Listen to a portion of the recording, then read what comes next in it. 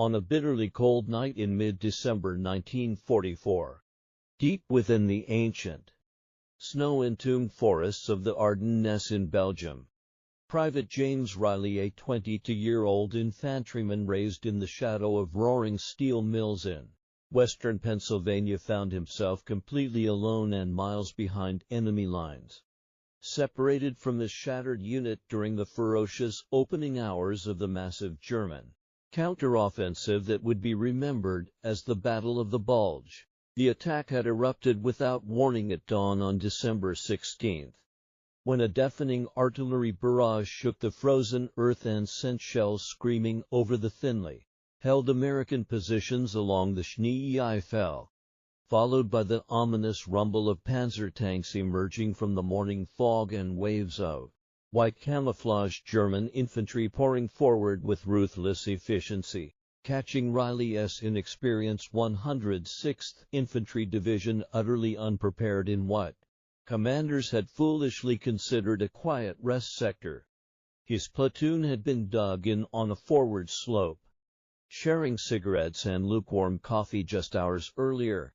joking about Christmas packages from home, when the first explosions tore through their lines,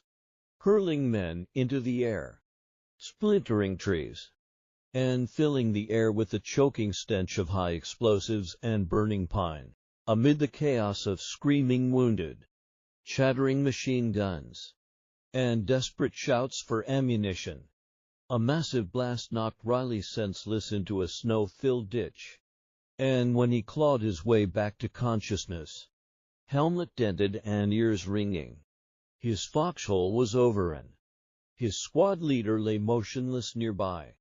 and gray uniformed figures were already moving among the positions,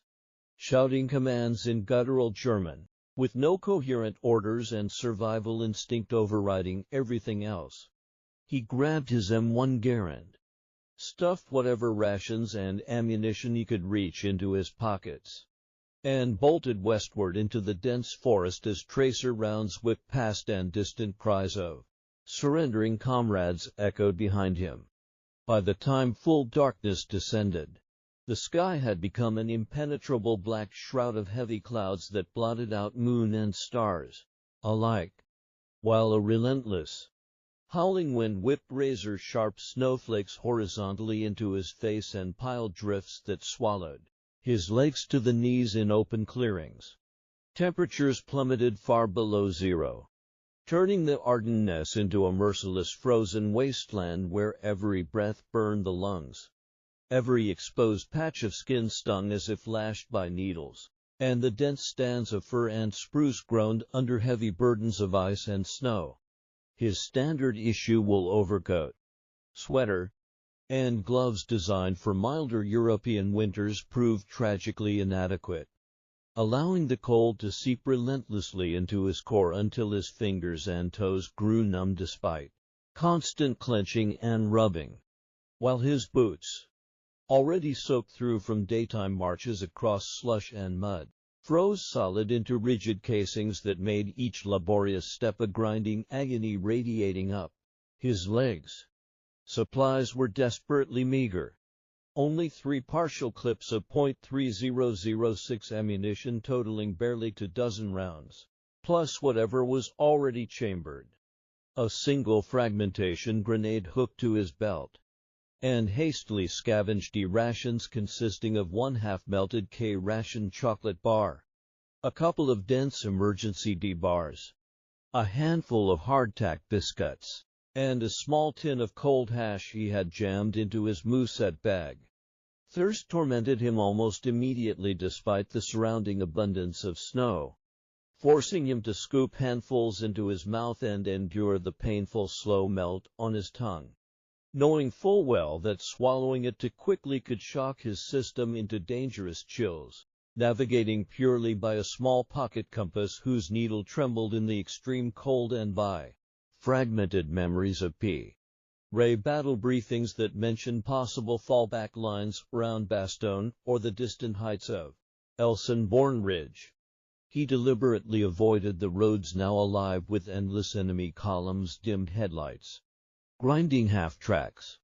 massive Tiger tanks, and troop-laden trucks rumbling eastward in triumphant procession, choosing instead to ghost through the thickest underbrush, dropping flat to crawl on his belly across any open glade where his silhouette might betray him, muffling coughs triggered by the dry, icy air and burying his telltale breath clouds deep into his scarf. In the oppressive solitude his mind churned with vivid, bittersweet memories that both sustained and tortured him. The thunderous glow of mill furnaces where his father and brothers labored long shifts, the comforting smells of his mother's kitchen, and the Sunday dinners he now longed for with an almost physical ache.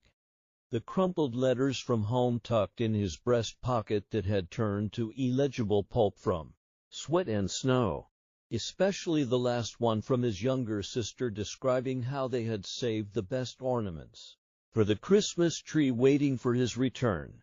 He thought constantly of his platoon mates, the wise-cracking kid from Brooklyn who could imitate officers perfectly, the quiet Iowa farm boy who carried faded family photos in his helmet liner, all likely dead, captured, or scattered like himself. Every unexpected sound sharpened his fear to a razor's edge. A heavy branch cracking under snow weight sounded like approaching boots. The low distant growl of engines vibrated through the frozen ground like pursuing predators. Muffled German voices carried on the wind, sometimes close enough to distinguish complaints about the weather or crude jokes about American weakness. As the interminable hours crept toward midnight, bone-deep exhaustion threatened to drag him down completely, and he finally sought temporary refuge beneath a massive fallen pine whose snow-laden branches formed a natural shelter, painstakingly scraping out a shallow depression in the powder, lining it with pine needles for slight insulation, and covering himself with additional boughs and a deliberate dusting of snow for camouflage. The cold invaded instantly and mercilessly, sapping his remaining body heat until violent shivers racked him uncontrollably. Yet he dared not allow deep sleep, knowing that surrender to exhaustion could mean freezing to death or being discovered drifting instead into shallow, fitful dozes repeatedly shattered by imagined threats. Hunger sharpened into a constant gnawing ache in his gut, forcing him to ration microscopic bites of chocolate that he let melt slowly on his tongue for the fleeting illusion of sustenance. Time lost all meaning in that frozen limbo until, sometime around 2 a.m. by his cracked watch, genuine mortal danger materialized in the form of deliberate, heavy boots, DEPS crunching through the snow, and narrow flashlight beams sweeping methodically through the darkness. A German patrol, perhaps a dozen men accompanied by a leashed and eager shepherd dog, halted perilously close to his hiding place, their low voices carrying clearly through the still night air as they grumbled about the Verdammte. KLTE boasted of the day's easy victories over fleeing Amos, clanked weapons and equipment, and shared drags from cigarettes whose sharp tobacco scent drifted straight to him. The dog growled and strained toward his cover, sniffing intently, while Riley lay motionless beneath the branches,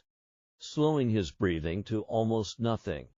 heart hammering so violently he feared it might give him away. Fingers tightly gripping his rifle and thumb hovering near the safety as his mind raced through desperate options: open fire and almost certainly die in a brief blaze, or remain hidden and pray. One soldier paused mere feet away to relieve himself, the steaming hiss clearly audible and visible in the flashlight glow, while others laughed coarsely over a shared flask of schnapps. The minutes stretched into an unbearable eternity of suspended terror before the patrol finally shouldered their weapons and moved on, their footsteps and voices gradually swallowed by the wind. Only after waiting a full agonizing hour did Riley dare emerge,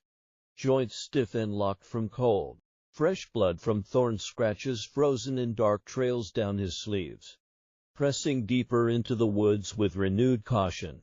he stumbled over concealed roots, plunged waist-deep into unexpected snow-filled hollows, carefully forded a narrow stream whose ice creaked ominously beneath his weight, and eventually came upon the grim debris of earlier fighting: shattered helmets, scattered brass casings, frozen bodies half buried in drifts, and, among the wreckage, a long-discarded German greatcoat that, despite the surge of revulsion at touching enemy gear, he wrapped gratefully over his own uniform for its superior thickness and warmth. As the endless night wore on, thirst evolved into a pounding headache,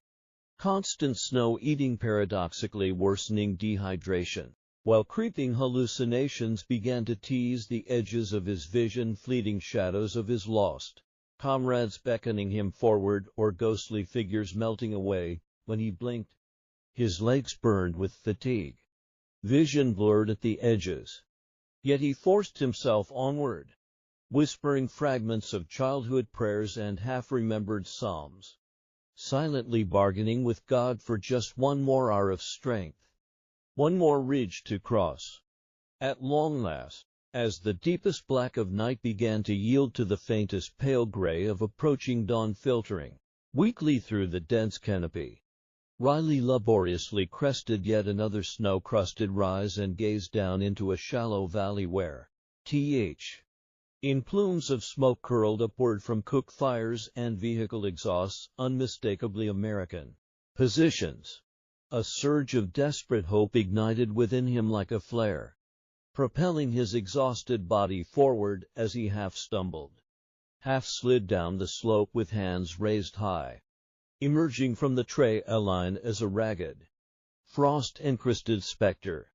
Wary sentries snapped rifles toward him with sharp challenges, but upon hearing his cracked voice rasp American Private James Riley, 106th Infantry, and seeing the G helmet and dog tags beneath the pilfered greatcoat, they lowered their weapons and strong arms hauled him into the relative warmth of a dugout, stripping away frozen outer layers, wrapping him in rough wool blankets, pressing tin mugs of scalding coffee and precious hot rations into his trembling, numb hands while a medic checked for frostbite and comrades fired gentle questions he could barely answer through chattering teeth. Only then, surrounded by familiar accents and the faint smells of American tobacco and cooking, did the full weight of exhaustion and relief crash over him, sending him collapsing against the earthen wall as silent tears carved warm tracks through the grime and ice on his face. James Riley had survived that seemingly eternal night not through any cinematic act of bravery or marksmanship, but through sheer stubborn resilience, capricious strokes of luck, and an unyielding refusal to surrender to the paralyzing cold, hunger, isolation, and fear, carrying with him forever the profound and haunting realization that the truest horrors of war are often found not in the thunder and glory of great battles, but in those long, silent, private hours of utter aloneness, where survival hinges entirely on remaining unseen, remaining vigilant, and clinging desperately to life until the fragile light of morning finally pierces the overwhelming darkness.